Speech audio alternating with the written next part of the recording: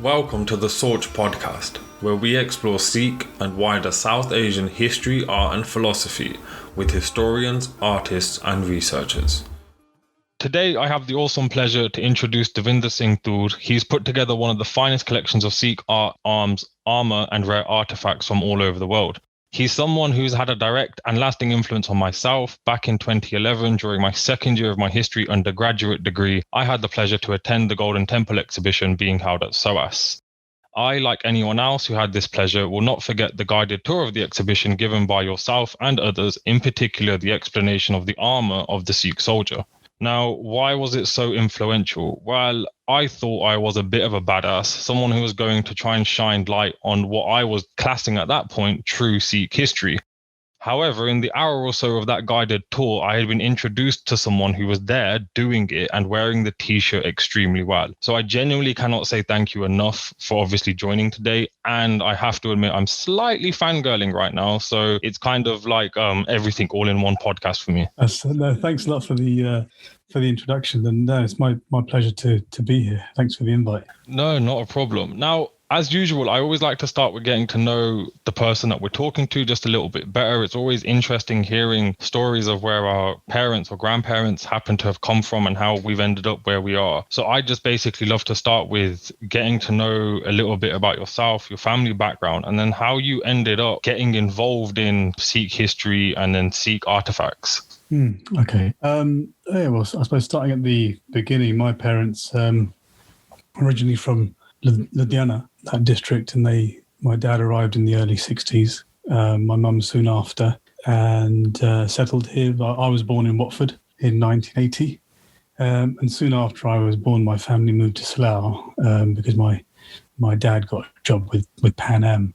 I don't know whether you remember Pan Am Airlines. They were around for a little while, and they went. So we moved to Slough, and I grew up in Slough, so I don't really have any memories of living in Watford, but I'm the youngest of five, and so I've got three older sisters and one older brother.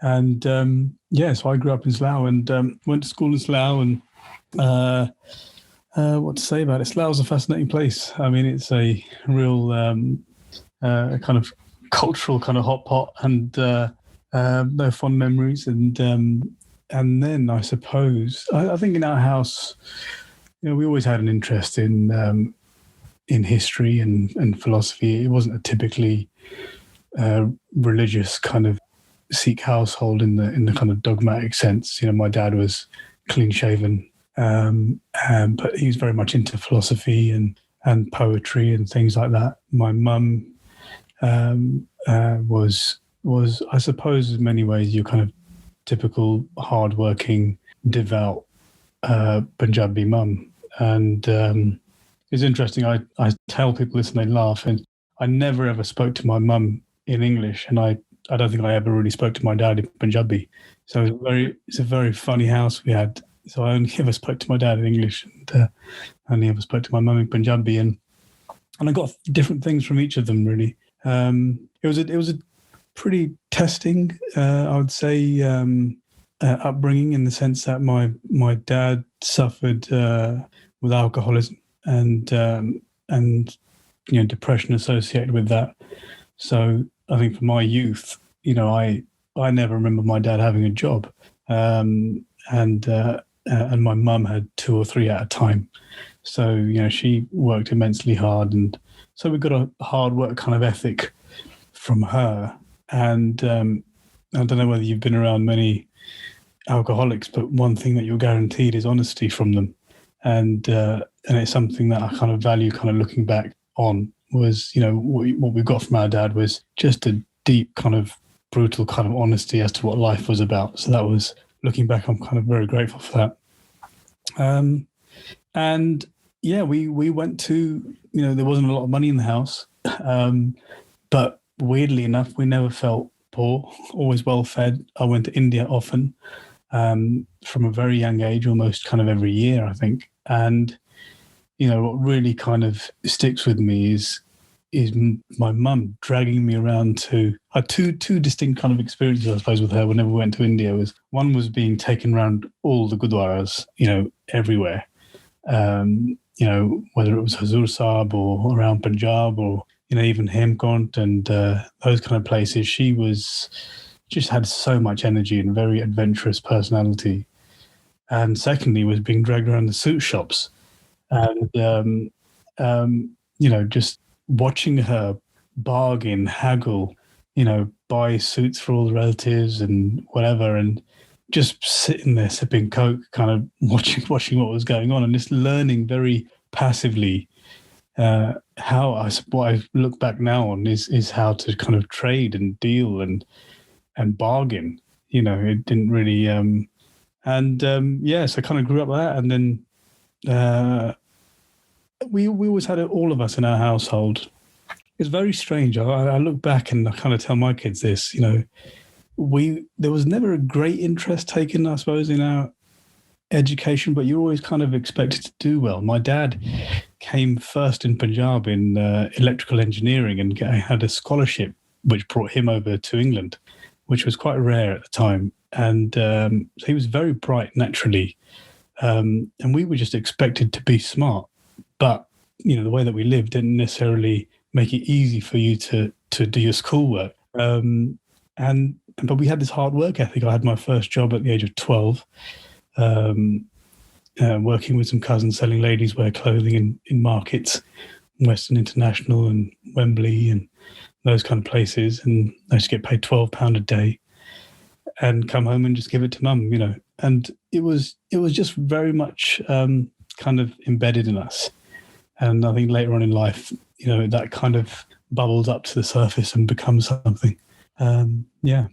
That's pretty incredible. It's always interesting hearing people's backgrounds and their family history. I appreciate actually the honesty that you answered that with. Not a lot of people would necessarily open up about their father the way that you did. So genuinely appreciate that. I also find it interesting how through your mother that being dragged around the Gurdwaras kind of taught you, I guess, in a sense, some element of Sikh history, and then being dragged around the suit shops obviously was preparing you for, I guess, what was coming on later on in life with like the trading and I guess you must find that quite funny actually looking back and going, well, actually, I might have hated it at that point, but it kind of worked out. Yeah, I think some of the best learning I think that we have in our lives is indirect, is just from watching, is from observing.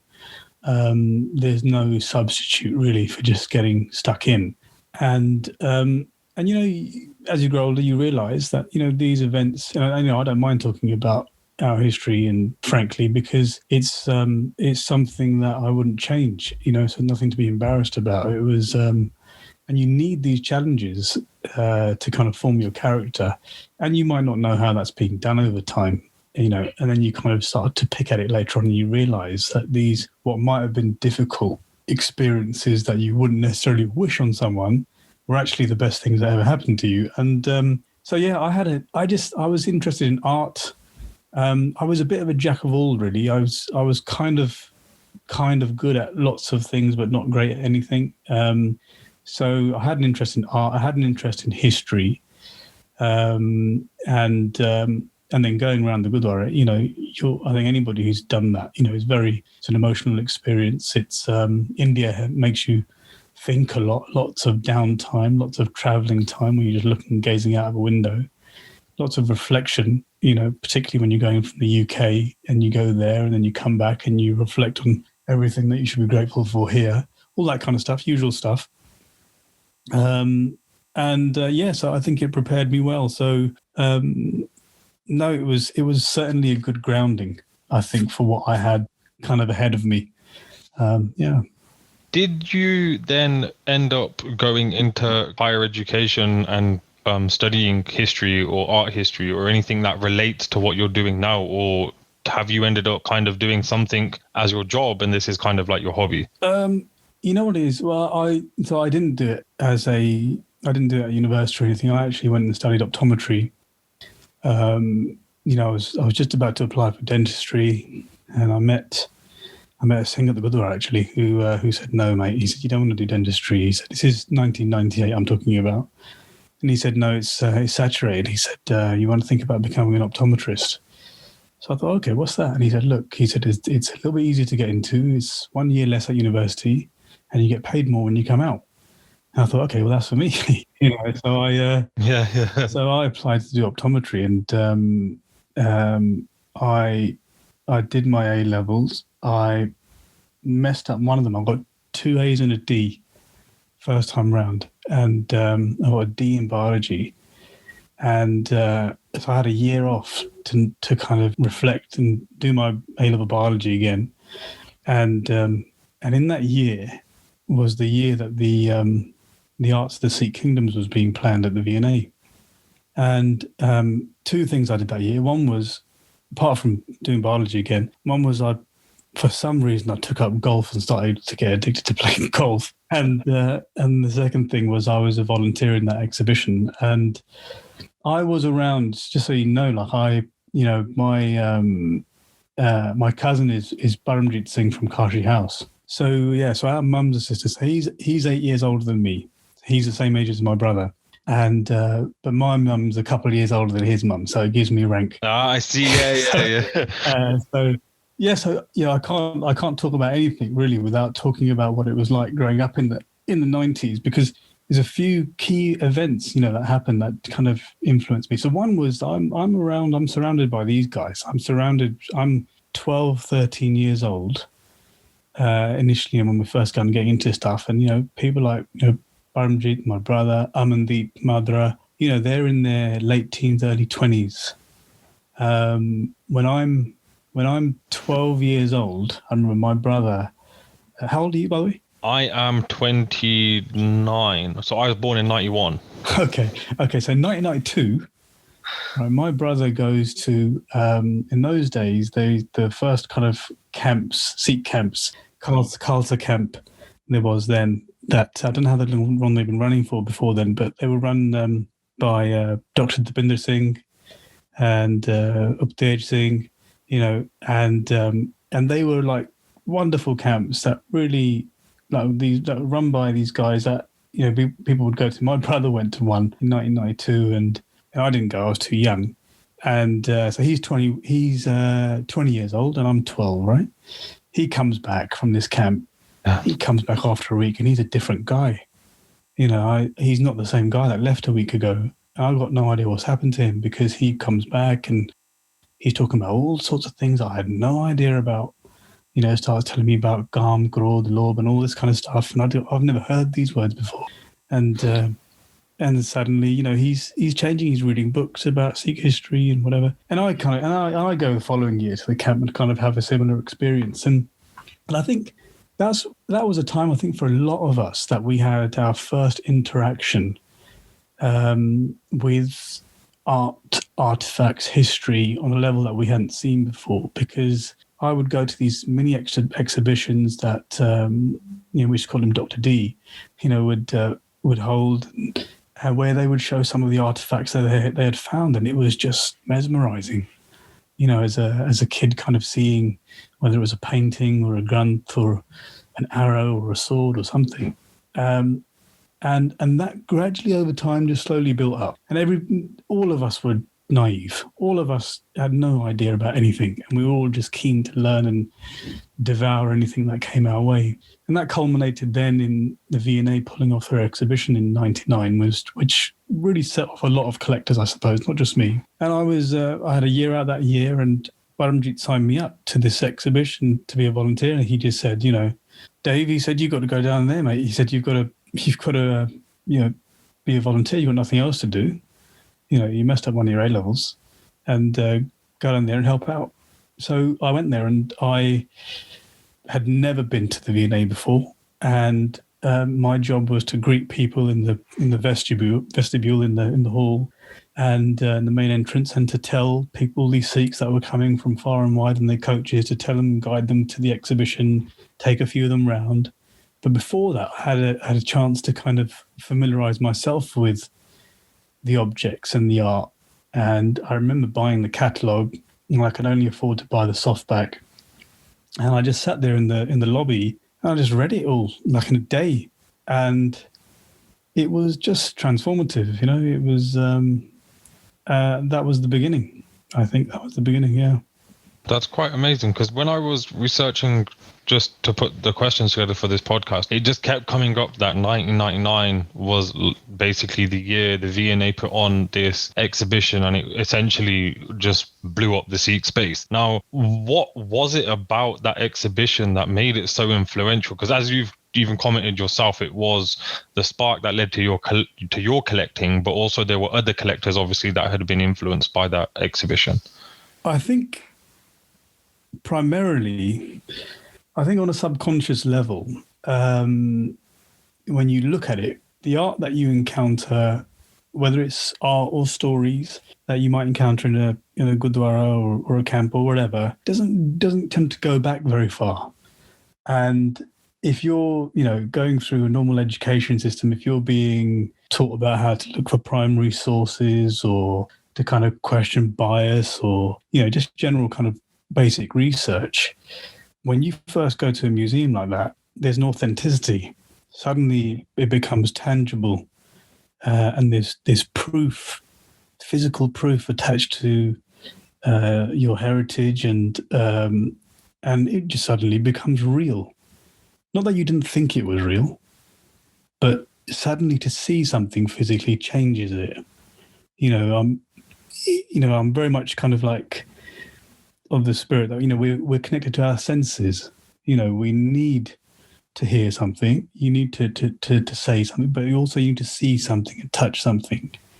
And that's what that was. I think it just highlighted this deeper, sophisticated culture that then raised more questions.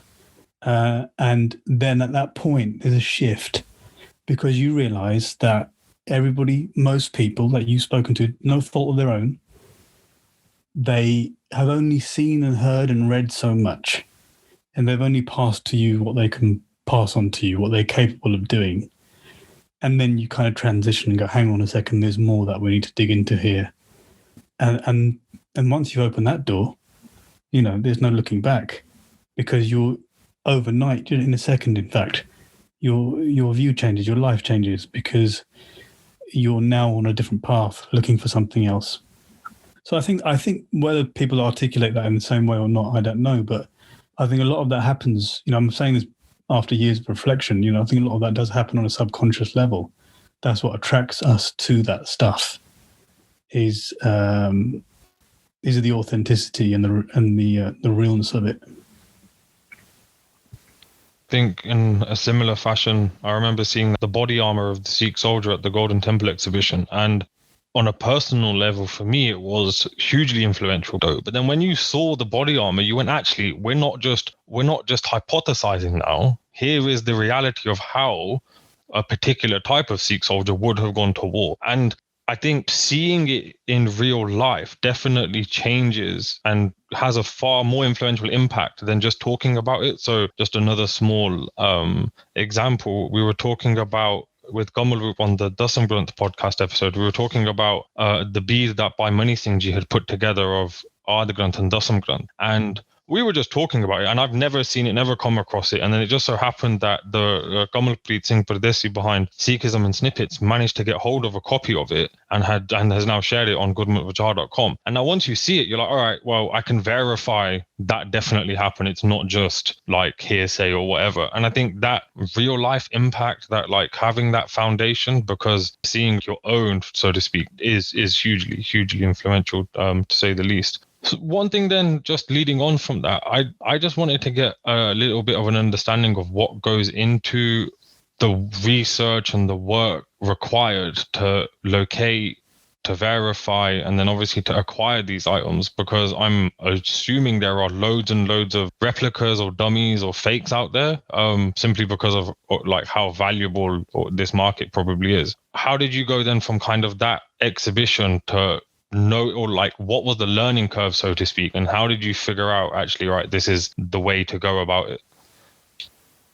I didn't have the luxury of, and I say luxury in a funny way, really, because I didn't have the luxury of being like a checkbook collector. We didn't have any money, and I started off with £60 of borrowed money, and And now looking back, I wouldn't have had it any other way because how to give you the analogy? If let's say you have someone who's a tea connoisseur or a wine connoisseur, right? And they can taste a tea or a wine and tell you how good it is or bad it is, right? You and I, let's just say, argument's sake, we might not be able to do that for the simple reason that we haven't tasted enough tea and wine in our time, right? And it's the same for art. It's all about your confidence growing. You have to learn to trust your own eye. And the only way that you can do that is by seeing lots of stuff. You got to see lots of art. And that was brilliant for me because I was forced to see it because I had to buy the low end and see it and move it on because it was not good, or then compare it to something that was better. And that just gradual accumulation over time then starts to tune your vision and your senses like any other discipline, whatever it might be. I'll see someone play the sarangi and I wonder, how is he or she doing that? Are they even, but they're not thinking about the notes anymore, right? It's an extension of them. And similarly, that's how you'll become in any discipline. And I was seeing lots and lots of things. So when I could go to an antique fair or an auction, whether I had money or not, just to see something and hold it and really kind of almost imprint an image of it on my mind, so I could come back to that later on if I need to recall it. That's what I would do. And then likewise, and I say this to kind of upcoming collectors, before I started collecting any works of art, I was collecting books. I was collecting old auction catalogs where a painting might be illustrated. Forget the painting. I just wanted to have the catalog that showed that painting. And you start to accumulate knowledge gradually over time. And I was visiting museums and, making requests to go through archives, go through reserve collections, because you only know, like with anything, you only know when something's good when you've seen something bad, and vice versa. You need that benchmark, that comparison. And so it began with me with visiting markets, Portobello Road Market. I'd go to religiously on Saturday mornings. I'd visit the antique shops in and around London. I'd travel up and down the country, visiting various auctions, antiques fairs here, abroad, slowly, just, buying what I liked, buying what attracted my eye, and then researching it once I had it. So that's kind of how it progressed slowly. Initially, like most, teenage Sikh boys, I was interested in arms and armour, weapons, anything, not Sikh stuff specifically. I was interested in anything Indian. Then before you know it, I kind of got into Persian because it relates to Indian, and then that takes you to Ottoman. That introduces you to European arms and armour, or Russian arms and armour. And you start to gather all this knowledge on various kind of areas of collecting, which all of it is useful. And then, I slowly progressed from arms and armour to collecting photographs, postcards, newspapers, paintings. From paintings, and then moved on to jewellery, manuscripts, slowly over time. And just, you mentioned the 2011 exhibition, that was, it's hard to imagine now, but that was 10 years ago. And, it was only really at that time that I kind of look at what I had and kind of thought, hang on a second, this is worthy of telling a story. This is worthy of exhibiting. That was the first exhibition. Prior to that, you show friends and family, and, you know some people are going to be interested, but you don't know to what extent.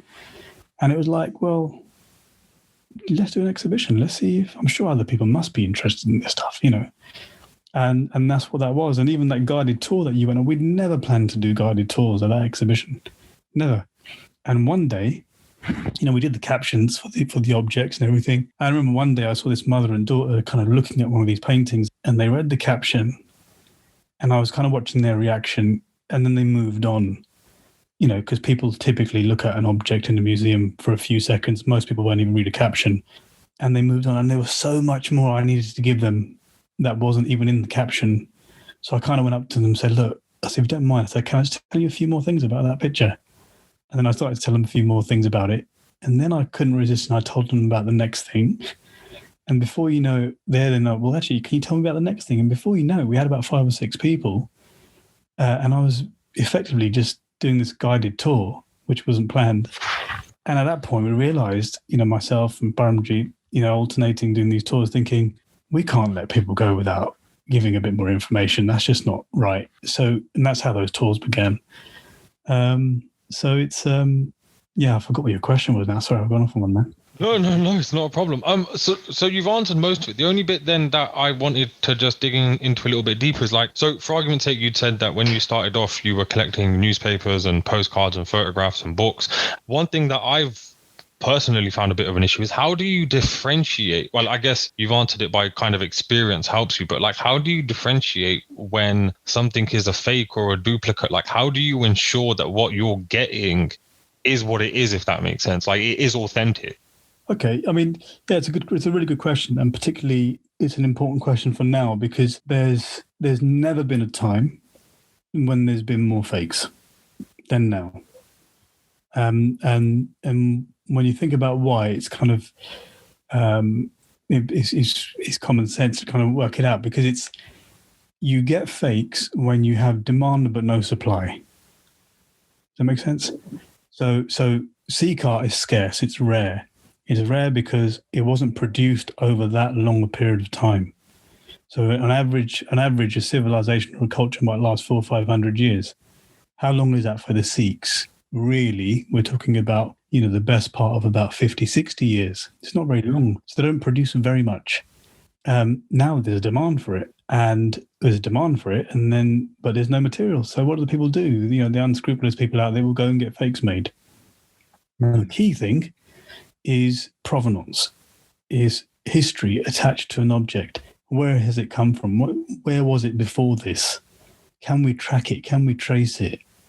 And that's, that makes it harder because for the fakers, because I want to know where it's come from. Who had it before you had it? And can you prove it to me? Have you got a record of this being around in the 1960s, 1920s or whatever? After some time also, you'll see that fakers they want to fake to make money. So they're going to fake the higher end things generally. So, they're not going to necessarily fake something that's really, really cheap anyway. So that normally is another guiding kind of factor. And then you just begin to, it's hard for me to explain to you, but you'll just begin to pick this up as you see more things.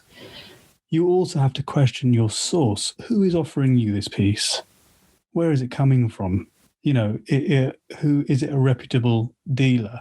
Are they have they got a good reputation? And what does this object compare to? Can I compare it to one in a museum somewhere? Can I go and visit that one in the museum to see what it's like in terms of its quality? So there's various things I think that you've got to kind of ask yourself as you kind of find some of these things. We start collecting. Most collectors will start collecting at the postcards and newspaper kind of end because it's easier, it's cheaper. These are all authentic things that are accessible, readily available. And it's easy to verify as well because you can normally log on to like an archive and look up that newspaper and just check like verify it or whatever. And I guess that's not necessarily as easy with like bigger items either. So no, that definitely makes sense. Thank you for that. That's really useful just on a personal level, let alone anyone else listening.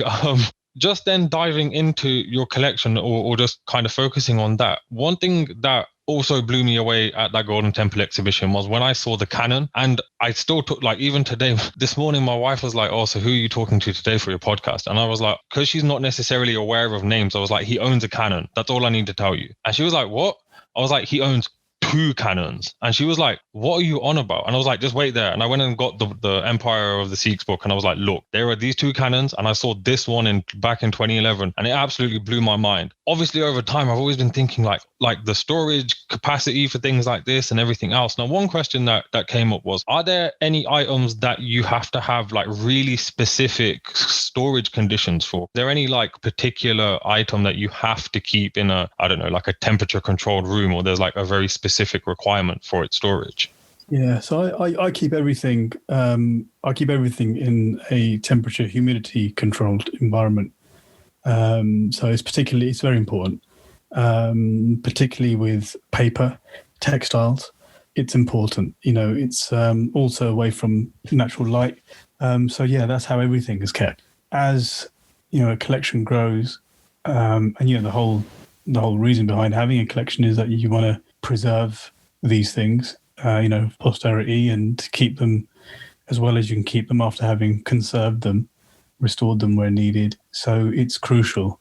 So everything's kept in that way, but we're very kind of cautious around moisture. I could well imagine, especially with just the collection full stop.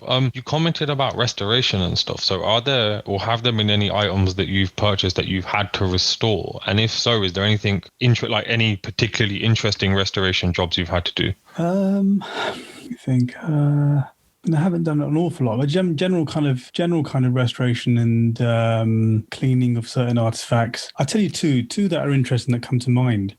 Actually, are one is that you might have remembered a large portrait of Maharaja Sher Singh. It's a mixed media portrait by Kapoor Singh. It was in the exhibition in 2018, and it's in the book. Actually, interestingly, it's in the book unrestored because I acquired it just before publishing the book. So I felt terrible because I had to put an unrestored image of it in the book because I so badly wanted to share it in the book. But this was a portrait that was done on a large piece of kind of card that someone at some stage had bent and folded in half so that it was broken all the way across and torn right across its center horizontally. And then I had to then lift it away from the card to restore the paintwork, to bring out the real gold, the real silver that was in this painting. So the final painting, when it was on display, had been restored, and it was just completely different. It's a shame, isn't it? It's a shame that I'll publish it again one day after having taken new photographs of it. One is that picture. The other one was the Thugs painting by Schurft. So that just going through the process of having that cleaned, and a really good restorer of paintings in oil will be able to tell you, like as they remove varnishes, when someone had touched this painting up and another bit had been added, and I took it to this restorer, and he starts to clean it, and all these details start to jump out and the colors start to pop out, and you see little details of like little boats in the horizon, and there's a statue of Krishna on his flute in the foreground in the inserted into this tree, and these little details start to emerge that I hadn't even noticed before. And so it's always wonderful having a painting restored because you start to slowly peel back these layers and kind of go back through time. That is amazing. I would love to have been like a fly on the wall when the oil painter was working his magic and just like watching and listening to that, because that sounds quite an experience to say the least. Just in another question, just moving on, I guess, does the majority of Sikh artifacts then come from India, or is there like a particular country that kind of pops out and it's a bit of a surprise in relation to actually finding Sikh artifacts? I think most of it, had left India, I think, in the 19th century. I think what we can say is that there's a few kind of distinct ways in which it moved around. Most Sikh art that we see today, we find outside of India.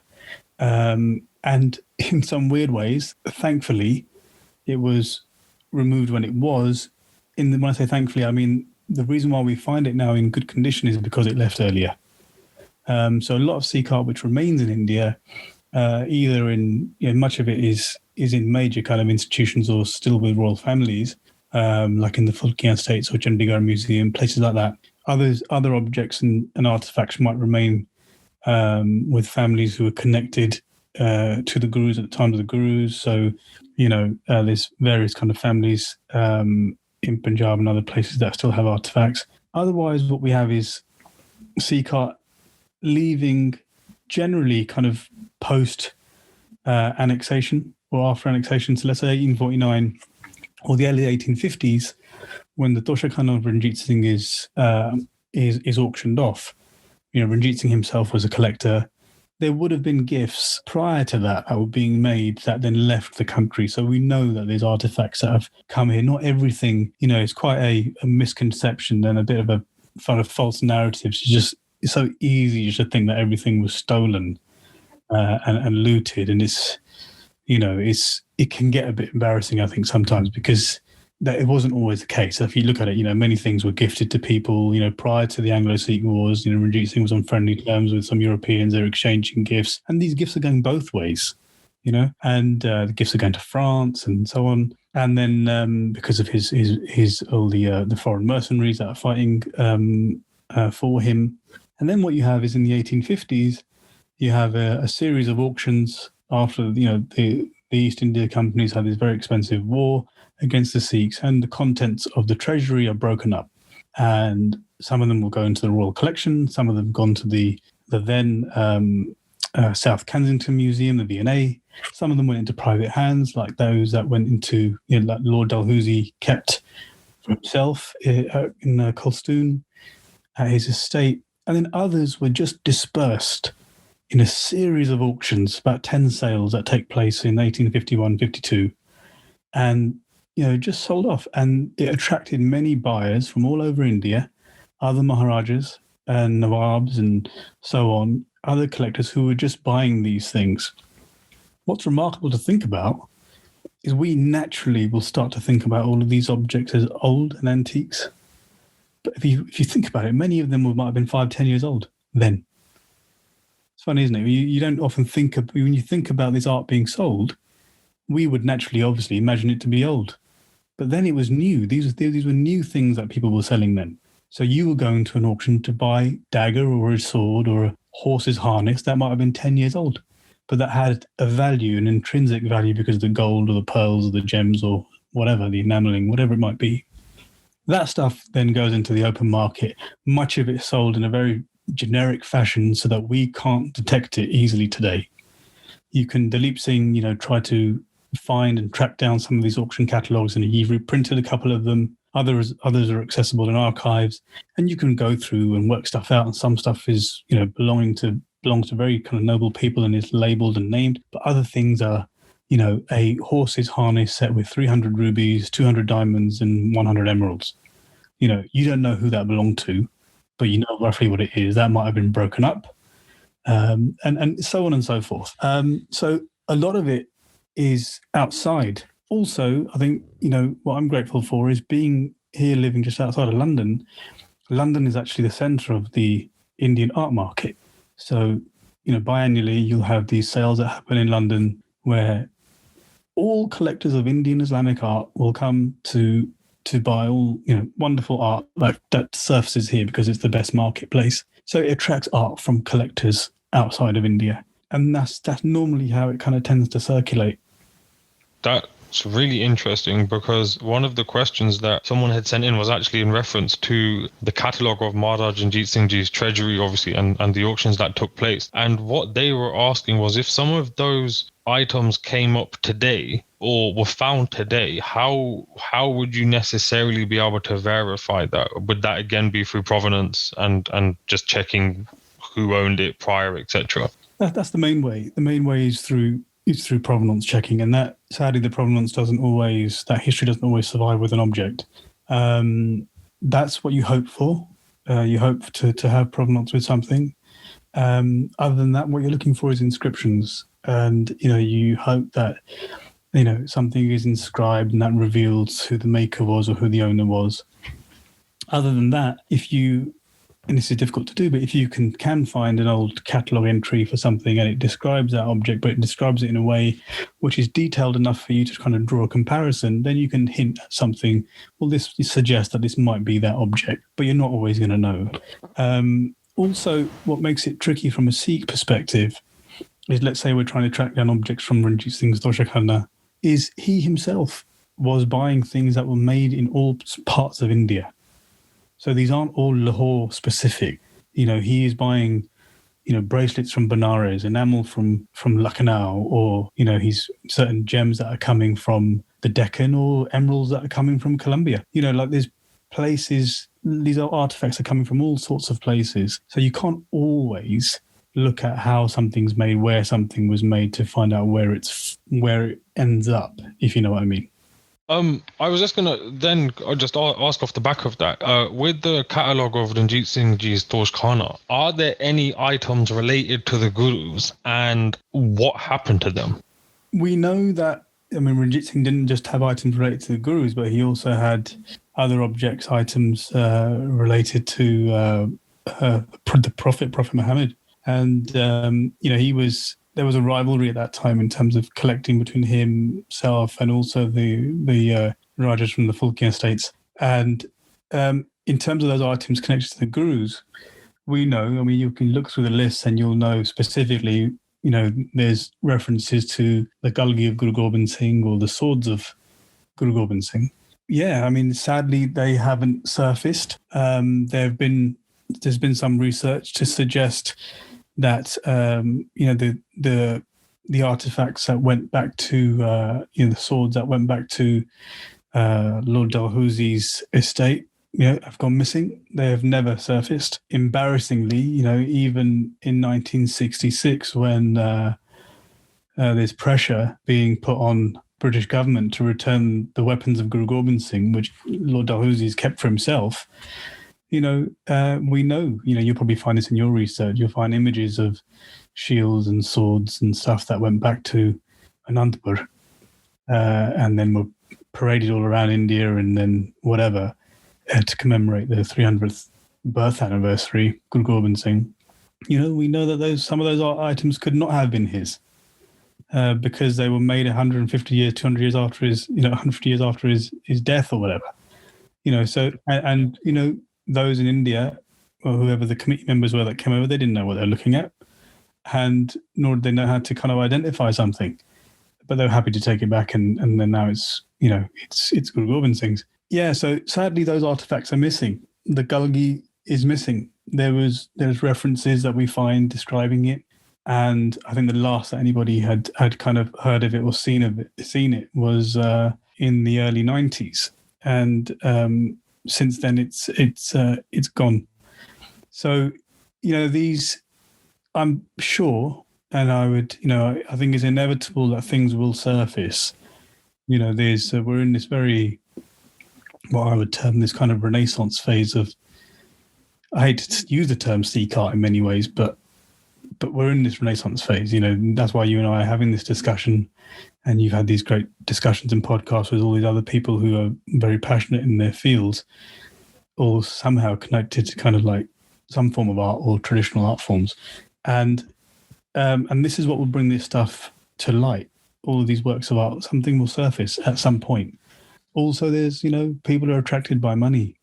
So, all of these discussions, whether, Sikh art in an auction or a collector like me, this gets people talking. It doesn't take much. It's very hard to get people talking. You start talking about money and you start adding value, somehow, your ears prick up and you want to listen to what's going on. So that's a sad truth of it. So I think it's a good thing, because it means that, if what we're interested in is finding those objects, then it's the best time for it. Yeah. One thing, though, that I wanted to ask you, obviously, because of your breadth of knowledge and within this field, is, have you come across any, or have you heard of any contemporary portraits of the Gurus being commissioned? So, firstly, not in the private art market sphere. So I haven't seen one for sale, nor do I have one. The thing to understand here is that the nature of portraiture. Okay, so the nature of and that type of portraiture is very much connected to a royal court. It very much was a courtly kind of art. People weren't producing these works of art just for the sake of it. These were highly costly endeavors. So just by that logic, what you then start to realize is that the earliest portraits that we're likely to find or have found are then going to be connected to the first court, which then gets associated with Guru Hargobind. So to find early portraits or contemporary portraits prior to that is, I would imagine, would be near impossible. because the Sikhs haven't established themselves in that way at that point. In Guru Har Gobind's time, what you see is not necessarily an emulation of the Mughal court, but you see a challenge to it, and is like, well, here you go. We also start to do the similar things. So that's when you find early contemporary portraits, and as far as I'm aware, there are contemporary portraits of Guru Har Gobind. And they exist both in India and in the Western world. So there's portraits that you will have seen that have been published in the Bhai Rupa collection in Punjab. But equally, there's a contemporary portrait of Guru Har Gobind in the US, in Seattle Asian Art Museum. And those are the earliest portraits that I know that I would comfortably say were contemporary to the Gurus. We then see later on, we know that there's contemporary portraits of Guru Gobind Singh, which exist the earliest portraits actually kind of exist within family collections that were connected to the times, to the Gurus at their time. So that's what we see.